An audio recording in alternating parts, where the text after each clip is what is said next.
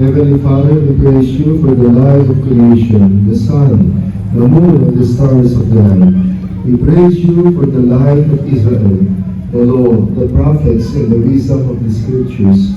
We praise you for Jesus Christ, your Son, the true light of the world, the light which no darkness can overcome.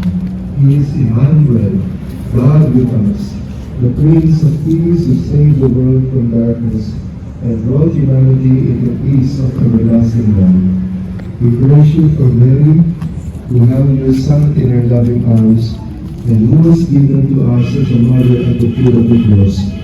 She is the new Eve, leading all her children into the light of joy, who is her Son, Jesus. We praise you for the gift of faith, given to us at baptism, which enlightens our minds to know and accept the gospel of truth and love. Lord, we ask your blessings to come down upon us and those of our family who cannot be with us today as we illuminate this nativity scene. And in the light, lights on. And the rise with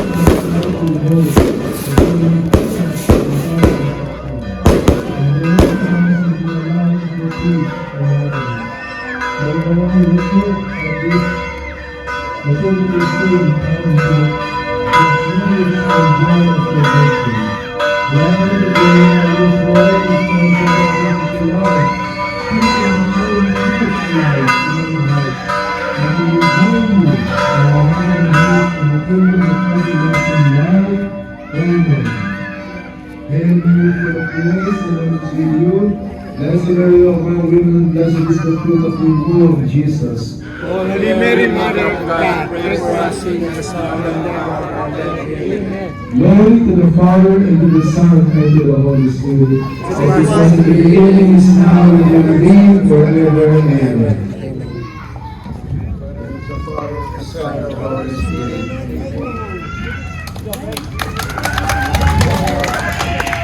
Ngayon ay tawagin natin ang ating programa para sa kanilang kapunan para sa ating mga Father, dito.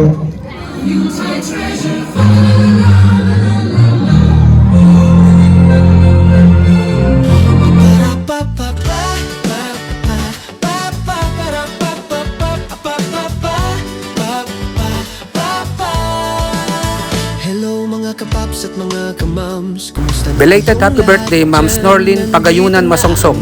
Belated happy birthday, Paps Kurt Zyron Gonzalez. And belated happy birthday, Paps Ron Ferranil. Siyempre, ang wish ko sa inyong tatlo ay magkaroon kayo ng malakas na pangatawan, malusog na pangatawan, masayang buhay, at mahabang buhay. Abutin nyo pa ang lahat ng inyong pangarap sa buhay sa tulong ng ating poong may kapal. Again, happy birthday sa inyong tatlo.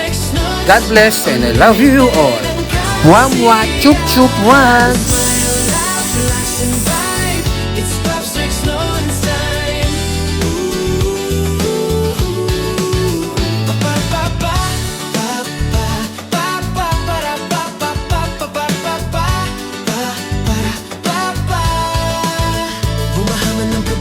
Ang bayan at mabigo sa ilang kaibigan, nandito pa rin ang inyong Pops Rex, never kanyang tatalikuran. Isang bagong araw na puno ng pag-asa, samahan nyo sa bawat tawa. Iwan muna ang lungkot at problema pag kumpleto ang tropa.